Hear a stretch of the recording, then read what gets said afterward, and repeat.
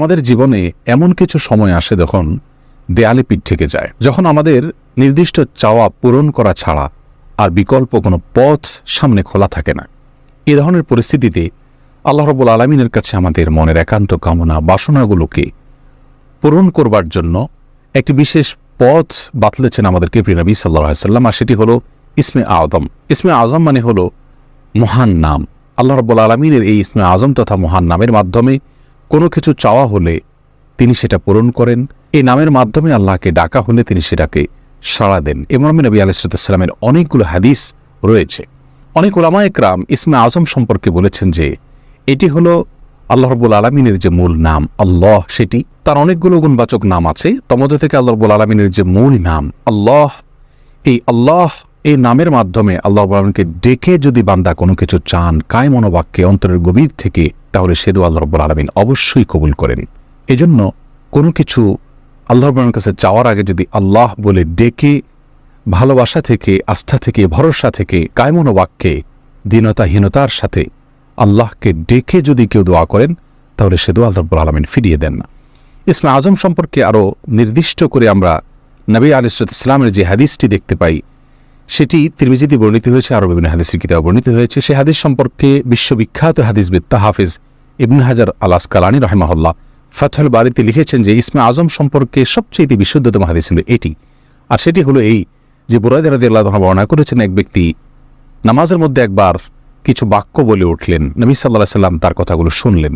তিনি বলে উঠলেন, আল্লাহুম্মা ইন্নী আসআলুকা বিআন্নী আশহাদু আন্নাকা আনতাল্লাহ লা ইলাহা ইল্লা আনত আল আহাদুস সামাদ আল্লাযী লাম ইয়ালিদ ওয়া লাম ইউলাদ ওয়া লাম ইয়াকুল লাহু কুফুয়ান আহাদ।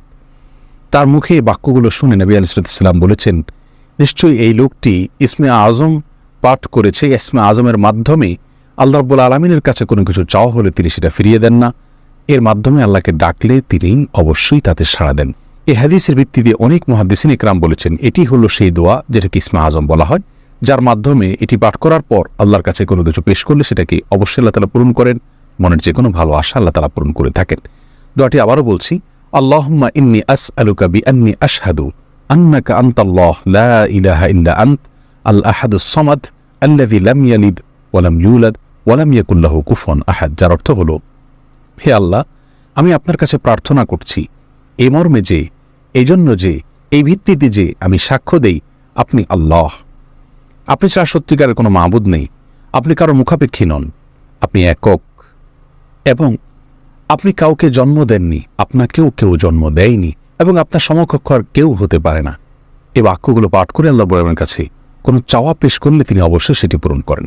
কেউ যদি অত্যন্ত সংক্ষেপে ইসমে আযমের মাধ্যমে দোয়া করতে চান, তাহলে তিনি আল্লাহ রাব্বুল আলামিনের প্রতি আন্তরিকতা, ভালোবাসা, শ্রদ্ধা, বিশ্বাস, ভক্তি এবং ভরসা রেখে আল্লাহকে ডেকে ডেকে মায়ার সাথে, মমতার সাথে আল্লাহর অনুগ্রহগুলোর কথা স্মরণ করে আল্লাহকে ডেকে ডেকে তার মনের চাওয়াগুলো পূরণ করবেন। এটা হবে ইসমে আযমের সবচেয়ে ছোট ভার্সন।